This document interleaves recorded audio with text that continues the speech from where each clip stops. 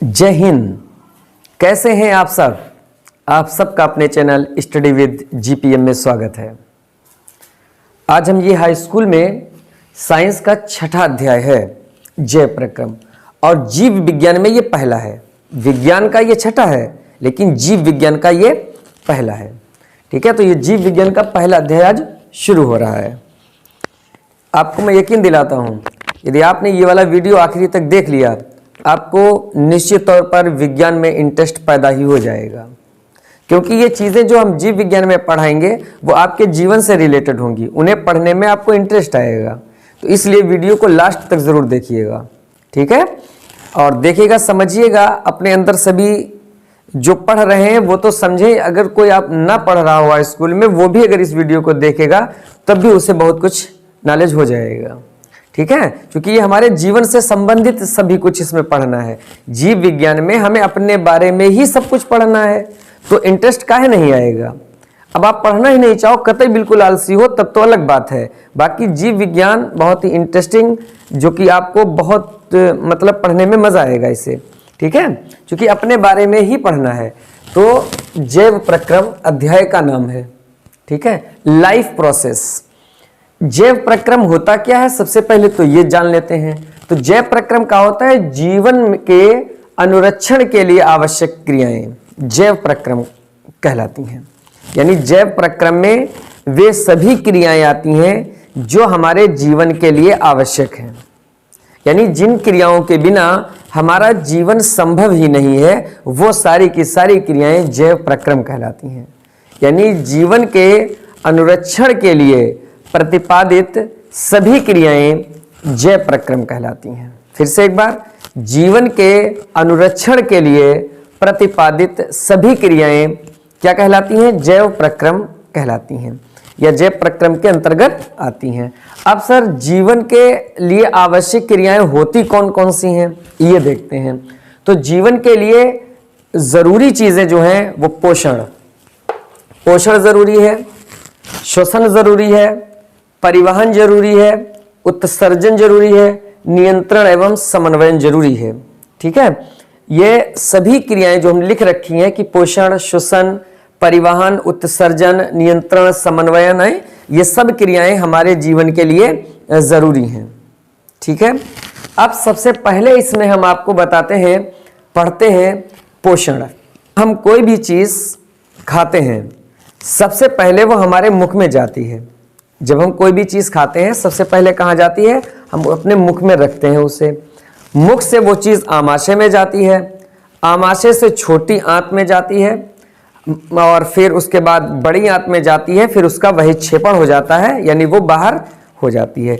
लेकिन जो बीच रास्ते में सभी बहुत सारी क्रियाएं होती हैं, उसके सभी पोषक तत्व तो उससे निकलते हैं। तो निकल के वो हमारी कोशिकाओं तक पहुंचते हैं। कोशिकाएं सर क्या होती हैं, आपको हम बिल्कुल डिटेल में सब कुछ पढ़ाएंगे ये। ठीक है, पहले हम पूरी सभी चीजें छोटे छोटे आपको समझाते हैं, फिर एक एक चीज का बिल्कुल डिटेल में सब कुछ पढ़ाएंगे। देखिएगा, कोशिकाएं क्या होती हैं? हमारा जो शरीर है वो करोड़ों कोशिकाओं से मिलकर बना है। बहुत सारी अमीबा है, पैरामीशियम है, ये एक कोशिकीय जीव हैं। उनका जो पूरा शरीर है वो एक कोशिका से मिलकर बना है। लेकिन जो हमारा शरीर है वो बहुत सी कोशिकाओं से मिलकर बना है। और जो मनुष्य है वो बहुकोशीय जीव है। ठीक है, अब देखिएगा, यहां पर सबसे पहले जो पोषण में पहली क्रिया होती है वो भोजन का अंतर्ग्रहण। यानी जो जितने भी पोषक तत्व हैं उनका कोशिकाओं तक पहुंचना, पोषक तत्वों का कोशिकाओं तक पहुंचना ही पोषण कहलाता है। और उसके बीच में ये सारी क्रियाएं होती हैं। तो पोषण के अंतर्गत, यानी पोषक तत्व कि कोई भी खाने से, कोई हम फल खाएं, फ्रूट खाएं, जो भी मतलब खाते पीते हैं, उनमें से जो हमें पोषक तत्व मिलते हैं वो हमारी कोशिकाओं तक पहुंचने चाहिए। अगर वो हमारी कोशिकाओं तक नहीं पहुंचते हैं तो फायदा क्या फिर हमारे खाने से? तो उसके खाने तक पहुंचने में, यानी पोषण होने में, ये क्रियाएं होना जरूरी होंगी। नंबर एक, हमें भोजन का अंतर्ग्रहण करना होगा, यानी भोजन को हमारे मुख में रखना होगा। भोजन के जो मुख में होता है वो तीन चीजें पाई जाती हैं। पहली चीज भोजन में लार पाई जाती है, भोजन में लार पाई जाती है, मुख में लार पाई जाती है, दांत पाए जाते हैं और जबान पाई जाती है, जीभ पाई जाती है। मुख में जो होती हैं ये 3 चीजें होती हैं। कौन कौन चीजें होती हैं? एक तो लार होता है, दांत होते हैं और जबान होती है। ठीक है, फिर लार के अंदर भी 3 चीजें पाई जाती हैं। लार में क्या क्या होता है सर? तो लार में जो होता है एक तो श्लेष्म होती है, श्लेष्म मतलब चिकनाहट, ठीक है, जो भोजन को एकदम चिकना बना देती है ताकि निगलने में भोजन जो है वो आसानी से चला जाए। ठीक है, तो श्लेष्म होती है, लाइसोजाइम होता है, टाइलिन होता है, ये एंजाइम पाए जाते हैं। श्लेष्म पाई जाती है, लाइसोजाइम एंजाइम पाया जाता है और टाइलिन एंजाइम पाया जाता है। जो लाइसोजाइम होता है उसका काम होता है जो छोटे छोटे जीवाणु पहुंच जाते हैं खाने के साथ, वो उन्हें वहीं पर मार देता है। ठीक है, फिर भी कुछ अगर बच जाते हैं तो आमाशय में उन्हें HCl मारता है, लेकिन उनका काम मुख से ही शुरू हो जाता है, लाइसोजाइम उन्हें मार देता है। टाइलिन क्या करता है? जो टाइलिन होता है वो कार्बोहाइड्रेट का पाचन करता है। टाइलिन जो होता है वो कार्बोहाइड्रेट का पाचन करता है और मंड को जल के साथ मिलता है। टाइलिन जो होता है वो उसे माल्टोज में बदल देता है, मंड को माल्टोज में बदल देता है, मतलब कार्बोहाइड्रेट को ही माल्टोज में बदल देता है, लेकिन सभी पूरे कार्बोहाइड्रेट का पाचन नहीं हो पाता। तो एक क्वेश्चन कि मुख में किसका पाचन होता है? तो मुख में सिर्फ और सिर्फ कार्बोहाइड्रेट का पाचन होता है। मंड मतलब यही जो गेहूं छिलके होते हैं उनमें मंड पाया जाता है, उसमें कार्बोहाइड्रेट होता है।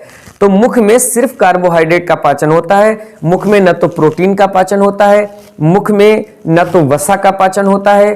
ठीक है, और एक चीज और ध्यान रख दीजिएगा, 2-3 चीजें हैं जिनका पाचन नहीं होता। विटामिन का पाचन नहीं होता, विटामिन का पाचन नहीं होता, जल का पाचन नहीं होता। जो विटामिन होते हैं वो जल खुद इतने महीन होते हैं कि वो हमारी कोशिकाओं तक ऐसे ही प्रयुक्त होते हैं। पाचन का मतलब ही होता है कि जो शरीर में भोजन को शरीर में प्रयुक्त होने योग्य दशा में बदलने की क्रिया पाचन कहलाती है। भोजन के शरीर में प्रयुक्त होने योग्य दशा में बदलने की क्रिया ही पाचन कहलाती है। अब हमारा शरीर करोड़ों कोशिकाओं से मिलकर बना, बहुत छोटी छोटी कोशिकाएं हैं। अब इतनी बड़ी तुम रोटी खाए हो तो वो रोटी उस कोशिका को कैसे मिल पाएगी? तो उसे बिल्कुल महीन महीन छोटे छोटे कणों में होना चाहिए कि नहीं, ताकि उसे कोशिका ग्रहण कर सके। समझ रहे बात? तो वही पाचन होती है। तो सबसे पहले भोजन का अंतर्ग्रहण हुआ, भोजन को हमने खाया। जो दांत होते, कोई दांत जैसे कृंतक, रदनक, अग्रचर्वणक, चर्वणक, ये 4 प्रकार के दांत पाए जाते हैं।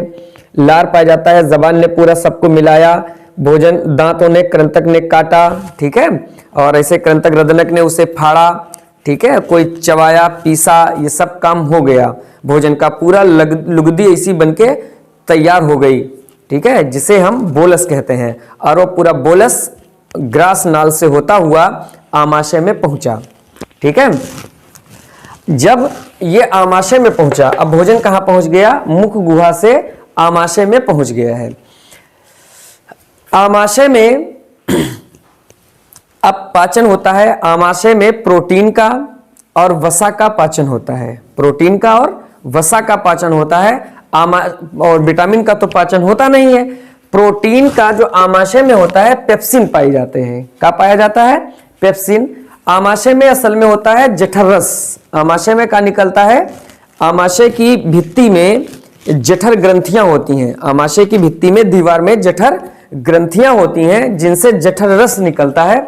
और जठर रस में 97 से 99% जल होता है, 0.2% श्लेष्म होता है और 0.5% HCl होता है। ठीक है, इसके अलावा पेप्सिन एंजाइम होता है, लाइपेज एंजाइम होता है, रेनिन एंजाइम होता है। 3 एंजाइम ये पाए जाते हैं और ये चीजें पाई जाती हैं जठर रस में। कहाँ? आमाशय में इसे मिलती हैं। किसको? बोलस को। जो भोजन हमने जबान से चला चलू लिया है, अब वो बोलस कहलाएगा और वो ग्रास नाल के द्वारा आमाशय में पहुंचता है। आमाशय में जठर ग्रंथियां पाई जाती हैं जिनमें जठर ग्रंथियों से जठर रस निकलता है और जठर रस में 97 से 99% जल होता है, 0.2% श्लेष्म होता है, 0.5% HCl होता है। ठीक है, इसके अलावा पेप्सिन भी पाया जाता है एंजाइम, और जठर लाइपेज एंजाइम पाया जाता है, रेनिन एंजाइम पाया जाता है। यानी पेप्सिन एंजाइम, लाइपेज एंजाइम और रेनिन एंजाइम पाया जाता है। ये इतने एंजाइम भी इसमें पाए जाते हैं। कहां पर पाए जाते हैं? ये आमाशय में पाए जाते हैं। तो अब आमाशय में प्रोटीन जो पेप्सिन होता है, जो पेप्सिन पाया जाता है एंजाइम, वो प्रोटीन को पचाने में मदद करता है। सबसे पहले ये देख लो, HCl जो पाया जाता है ये श्लेष्म तो चिकना ही बनाएगा, ठीक है, और जल भी इसमें होता है, भोजन को गीला करता है। ये श्लेष्म भोजन को चिकना करता है। ये जो HCl करता है ये क्या करता है? ये भोजन को अम्लीय बनाता है। अगर कोई जैसे मांसाहारी, कोई बहुत ही भोजन कड़ा भोजन खा रहा है, जैसे जो मतलब जल्दी गलेगा नहीं, तो HCl में इतनी ताकत होती है, यदि कोई मछली के साथ उसके कांटे भी खा जाए तो ये उसे गला देगा। हड्डियों को भी, अगर कोई हड्डी निगल जाए तो ये भी उसे भी गला देगा। तो HCl का भी बहुत काम होता है, जबकि ये 0.5% ही पाया जाता है, ठीक है। तो पेप्सिन, जठर लाइपेज, रेनिन। अब प्रोटीन के पाचन में पेप्सिन काम करता है। तो आमाशय में किसका पाचन होता है? प्रोटीन का और वसा का। कार्बोहाइड्रेट का पाचन मुख से शुरू हुआ था, ठीक है। और अब यहां पर आमाशय में किसका पाचन हो रहा है? प्रोटीन का और वसा का। तो प्रोटीन का पाचन कौन करता है? पेप्सिन करता है। इसे प्रोटियोजेज और पेप्टोन्स में बदल देता है। प्रोटीन को पेप्टोन्स और प्रोटियोजेज में बदल देता है कौन? पेप्सिन। यानी पेप्सिन प्रोटीन के पाचन में मदद करता है। उसके बाद वसा का पाचन जठर लाइपेज करता है। लाइपेज के द्वारा वसा का पाचन होता है, और वसा जो होता है वसी अम्ल तथा ग्लिसरॉल में बदल जाती है। और रेनिन जो होता है वो दूध को दही में बदल देता है। रेनिन एंजाइम ये बच्चों में ज्यादा पाया जाता है, तो क्योंकि बच्चों में दूध के पाचन की ज्यादा जरूरत होती है। जब इंसान की आयु ज्यादा हो जाती है तो रेनिन उनके निकलना बंद हो जाता है। इसीलिए डॉक्टर बूढ़े बाढ़े लोगों को सलाह देता है कि तुम दूध ना पिया करो, तुम दही खाया करो या मट्ठा खाया करो। वो इस वजह से, क्योंकि तुम्हारे अंदर रेनिन अब निकल नहीं रहा है, तो दूध को पचाएगा कौन? तो दूध को पचाने में रेनिन एंजाइम हमारी मदद करता है। तो प्रोटीन को कौन पचाता है? पेप्सिन पचाता है आमाशय में, वसा को लाइपेज पचाता है, और दूध को रेनिन एंजाइम दही में बदल देता है, ठीक है। अब आमाशय के बाद भोजन पहुंचता है छोटी आंत में, जिसके छोटी आंत के 2-3 हिस्से होते हैं। सबसे ऊपर वाला हिस्सा जो होता है वो ग्रहणी होता है सबसे पहले, लेकिन अभी आप इसे हम जब डिटेल में पढ़ेंगे पूरा पाचन तंत्र, तब आपको और ज्यादा बताएंगे। लेकिन अभी आप ये समझिएगा कि आमाशय से भोजन पहुंचता है छोटी आंत में। छोटी आंत के जैसे ये ग्रहणी हिस्से में पहुंचता है, वहां पर उसे मिलते हैं पित्त रस और अग्न्याशयी रस। पित्त से निकलता है पित्त रस, अग्न्याशय से निकलता है अग्न्याशयी रस। यहां पर 2 क्वेश्चन हम आपको बताते हैं। पित्त रस से संबंधित, पहली बात, पित्त रस अम्लीय होता है या क्षारीय होता है? तो पित्त रस जो होता है वो क्षारीय होता है, और भोजन को भी क्षारीय बना देता है। यानी ऊपर से जो भोजन आया है उसमें HCl मिला है, भोजन अम्लीय है। अगर वो अम्लीय भोजन ही हमारी आंतों में पहुंच गया तो वो आंतों को काट देगा, समझ गए? तो भोजन का क्षारीय होना जरूरी। तो भोजन को पित्त रस जो होता है वो भोजन को क्षारीय बना देता है। तो पित्त रस का ये काम हो गया। पित्त रस कहां इकट्ठा होता है? पित्ताशय में इकट्ठा होता है। पित्त रस कहां बनता है? पित्त रस यकृत में बनता है। ये क्वेश्चन है, ठीक है। तो पित्त रस से संबंधित का क्वेश्चन बना कि पित्त रस कहां बनता है? पित्त रस यकृत में बनता है। पित्त रस इकट्ठा कहां होता है? तो पित्त रस पित्ताशय में इकट्ठा होता है, ठीक है। तो पित्त रस से ये क्वेश्चन। उसके बाद ये अग्न्याशयी रस जो होता है वो अग्न्याशय से निकलता है। अग्न्याशय को एक मिश्रित ग्रंथि कहा जाता है। ग्रंथियां 2 तरीके की होती हैं, एक बाह्यस्रावी ग्रंथियां और एक अंतःस्रावी ग्रंथियां। तो ये जो होता है अग्न्याशय होता है ये एक मिश्रित ग्रंथि है, ठीक है। अब देखिएगा, अग्न्याशयी रस में 3 एंजाइम पाए जाते हैं, एक लाइपेज, एक एमाइलेज और एक ट्रिप्सिन। लात से भी याद रख सकते हो, लात मतलब इसमें अग्न्याशयी रस में लात पाई जाती है। लात मतलब लाइपेज, एमाइलेज और ट्रिप्सिन। लाइपेज, एमाइलेज और ट्रिप्सिन, ये 3 तरीके के एंजाइम पाए जाते हैं। ठीक है, इसको इस तरीके से याद रख सकते हो, LAT, लात, लाइपेज, एमाइलेज और ट्रिप्सिन। जो लाइपेज होता है, लाइपेज अग्न्याशयी रस में पित्त रस का काम बता चुके हैं आपको। अब अग्न्याशयी रस में लाइपेज पाया जाता है। लाइपेज जो होता है वो वसा के पाचन में मदद करता है। लाइपेज वसा के पाचन में मदद करता है।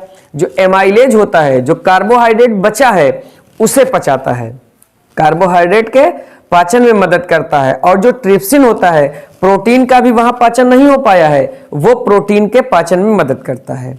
ठीक है, तो छोटी आंत में पित्तरस और अग्न्याशयी रस सबसे पहले मिलते हैं। पित्तरस भोजन को क्षारीय बनाता है और अग्न्याशयी रस में 3 तरीके के एंजाइम पाए जाते हैं, लाइपेज, एमाइलेज, ट्रिप्सिन। जो लाइपेज होता है वो वसा को पचाता है और जो एमाइलेज होता है वो कार्बोहाइड्रेट को पचाता है और जो ट्रिप्सिन होता है वो प्रोटीन को पचाता है। क्लियर हुई ये बात? अब इसके बाद छोटी आंत में ये भोजन हो गया। छोटी आंत में फिर क्या होता है? छोटी आंत में होता है अवशोषण। यहां तक हो गया। अब क्या होता है? इसका अवशोषण होता है। अवशोषण मतलब जो हमारे भोजन में विटामिन्स, प्रोटीन्स, ठीक है, खनिज लवण, जो कुछ भी है काम की चीजें, वो सभी उससे मतलब अवशोषित हो जाती हैं, मतलब उन्हें सोख लेती हैं छोटी आंत और उसे खून में मिला देती है। उसे सोख के मतलब उसे अवशोषित करके खून में मिला देती है। तो उसी को अवशोषित कर लेना क्या कहलाता है? ये अवशोषण कहलाता है। खून में मिल जाती है, खून सभी कहीं दौड़ता है जो हमारी कोशिकाओं तक उस सबको पहुंचा देता है। ठीक है, जो अवशोषण मतलब छोटी आंत में पोषक तत्वों का खून में मिलना अवशोषण कहलाता है। छोटी आंत में पोषक तत्वों का खून में मिलना क्या कहलाता है? अवशोषण कहलाता है। लेकिन वही अवशोषित चीजें यानी यही विटामिन्स, खनिज लवण, ये सब हमारी कोशिकाओं तक पहुंचती हैं। जब ये हमारी कोशिकाओं तक पहुंचती हैं तो कोशिका द्रव्य में जीव द्रव्य पाया जाता है, फिर उस जीव द्रव्य में मिलती हैं। तो कोशिका के जीव द्रव्य में इन्हें मिलना, कोशिका के जीव द्रव्य में इन्हें मिलना स्वांगीकरण कहलाता है। क्या कहलाता है? जीव द्रव्य में उन्हें मिलना स्वांगीकरण कहलाता है। छोटी आंत में पोषक तत्वों का खून में मिलना अवशोषण कहलाता है। खून जब ये कोशिकाओं तक पहुंचाता है, कोशिका के जीव द्रव्य में इन्हीं पोषक तत्वों का मिल जाना स्वांगीकरण कहलाता है। जब पोषक तत्व निकल गए, जो बाकी खोजड़ बचता है मल के रूप में, वो बाहर निकल जाता है। तो मल के रूप में भोजन का बाहर निकलना बहिक्षेपण कहलाता है। बोलो समझ में आया कि नहीं समझ में आया?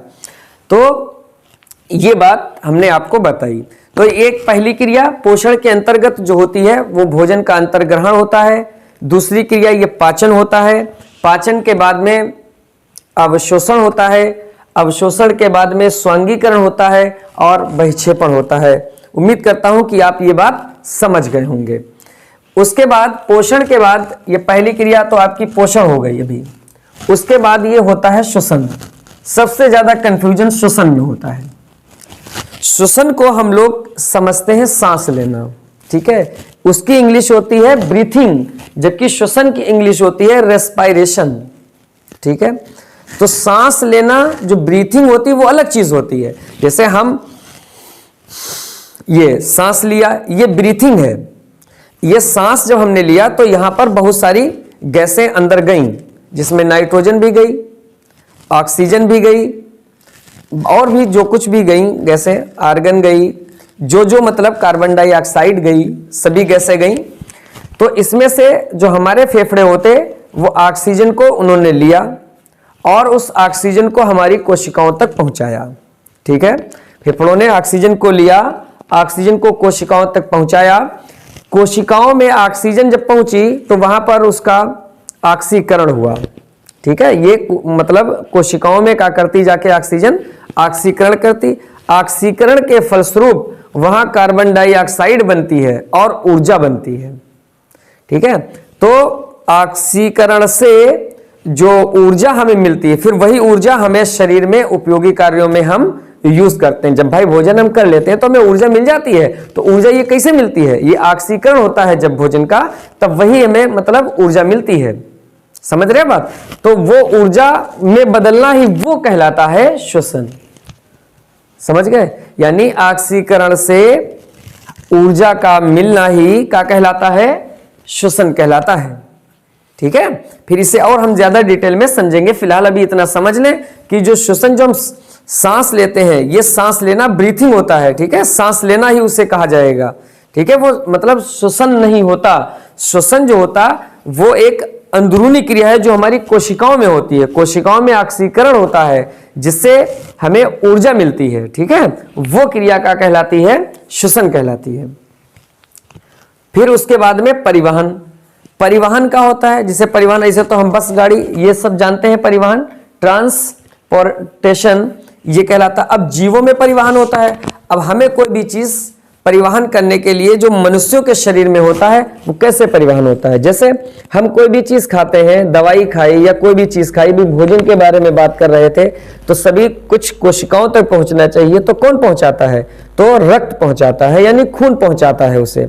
तो रक्त परिसंचरण तंत्र जो मनुष्य में पाया जाता है वही परिवहन का कार्य करता है।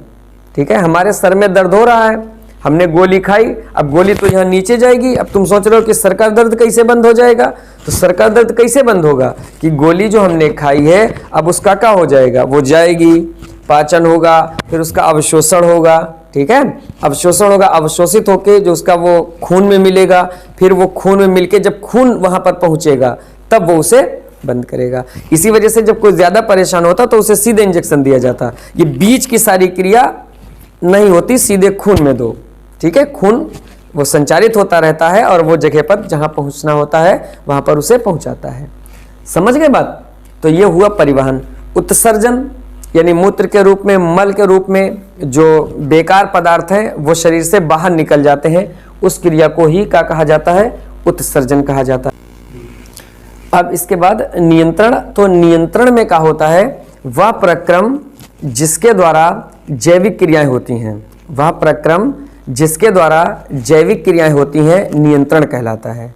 वह प्रक्रम जिसके द्वारा जैविक क्रियाएं होती हैं क्या कहलाता है? नियंत्रण कहलाता है। और जैविक क्रियाओं और अंगों के बीच, जैविक क्रियाओं और अंगों के बीच समायोजन को समन्वय कहा जाता है। ठीक है, जैविक क्रियाओं और अंगों के बीच समायोजन को समन्वय कहा जाता है। भाई समायोजन भी तो बहुत जरूरी है। जैसे हमारे यहाँ पर जो ग्रास नाल होती है और जो श्वसन नलिका होती है, श्वास नाल होती है, वहाँ पर एक वाल्व लगा है, एपिग्लोटिस। जब हम खाना खाते हैं तो क्या होता है? वो वाल्व जो होता है वो श्वास नाल में लग जाता है ताकि जो ग्रास नाल में भोजन चला जाए। लेकिन जब हम सांस लेते हैं तो वही वाल्व किधर हो जाता है? ग्रास नाल की तरफ हो जाता है और जो हवा होती है वो फेफड़ों में पहुंच जाती है, श्वास नाल में। तो ये समायोजन होता है ना, ये समन्वय करना पड़ता है और ये काम मस्तिष्क करता है। ठीक है, कि कहाँ पर पूरे को कंट्रोल भाई मस्तिष्क ही तो करता है। तो ये हुई नियंत्रण समन्वय। तो ये क्रियाएं हमारी भोजन के लिए ये क्रियाएं हमारे जीवन के लिए जरूरी हैं। कौन कौन सी? पोषण, श्वसन, परिवहन, उत्सर्जन, नियंत्रण एवं समन्वय। तो यदि ये क्रियाएं नहीं होंगी तो हमारा जीवन मतलब है नहीं। तो इन क्रियाओं से, तो ऐसी क्रियाएं जो जीवन के अनुरक्षण के लिए आवश्यक होती हैं वो जैव प्रक्रम कहलाती है। ठीक है, वीडियो आपको कैसा लगा जरूर बताइएगा कमेंट बॉक्स में। अभी तो हमने ये ऊपर देखा है, अब इनको हम एक एक करके डिटेल में पढ़ेंगे। ठीक है, मिलते हैं नेक्स्ट वीडियो में। Thank you.